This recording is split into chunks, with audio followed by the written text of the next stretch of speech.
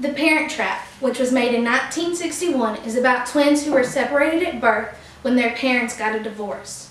The twins meet for the first time at summer camp, and they come up with a plan to switch places and to meet their other parent. The quote, "We can do it, we're twins, aren't we?" started it all.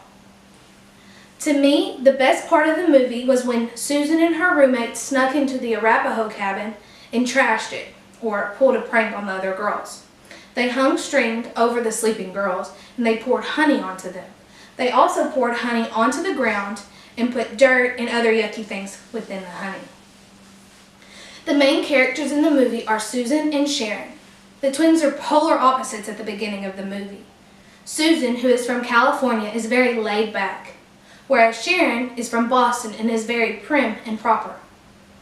The twins go through the change of hating each other to loving each other as friends and sisters. When the girls devise a plan to switch places, Susan has to learn to be proper when she goes to Boston to meet her mom, whereas Sharon has to learn to be laid back when she goes to California to meet her dad. In the end of the movie, the sisters become best friends and are finally a family.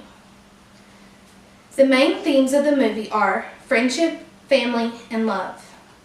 The girls realize they are actually sisters, and while learning about each other, they become best friends. The girls also help their parents find love again, and the main characters learn the value of friendship, love, and family. The main struggle of the film is human versus human. At the beginning of the movie, the sisters hated each other when they first met. They pulled pranks on each other, and they didn't really like each other, but they finally worked it out and resolved their struggle. At the beginning of the twins' birth, the parents didn't really get along, so they got a divorce. But in the end of the movie, the twins helped them find love again, and their struggle is also resolved. Also, the twins and their evil, soon-to-be stepmom have a little bit of a struggle. The fiancé is evil, like an evil stepmom. She does not like the girls and wants to send them off to boarding school. So the twins devise a plan to pull pranks on her to get rid of her. The cinematography was ahead of its time. It used split-screen technology and trick photography. A lot of the times you were able to tell when the backgrounds were fake. It used pre-filmed backgrounds throughout the entire film. The audio projection of the characters were really good throughout the entire film, except when the mother sang her song and her lips didn't match up with the words.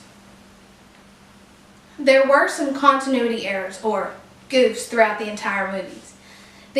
At one point when the girls are at summer camp, you can tell that it was raining outside, but as soon as it stopped raining and the girls walked outside, the side of the cabin, the steps they were sitting on, and the ground were not wet, even though it had just rained. Later on in the movie, the girls are singing and performing for their parents.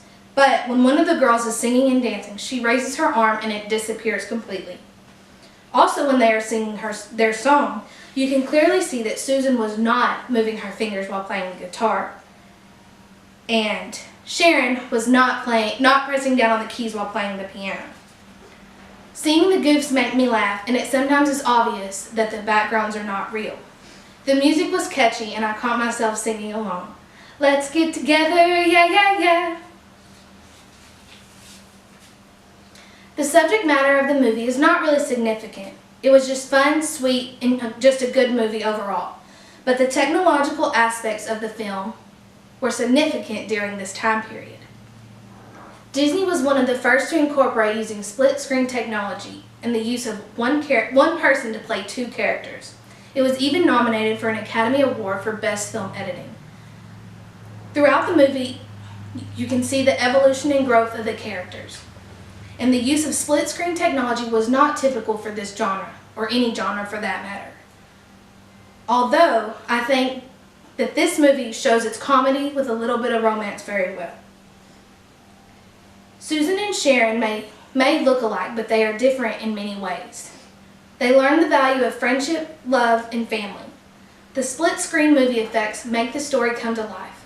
I would recommend this movie to anyone because it is funny, sweet, and family-friendly. When Susan says, "We can do it, we're twins, aren't we?" the story begins to unfold.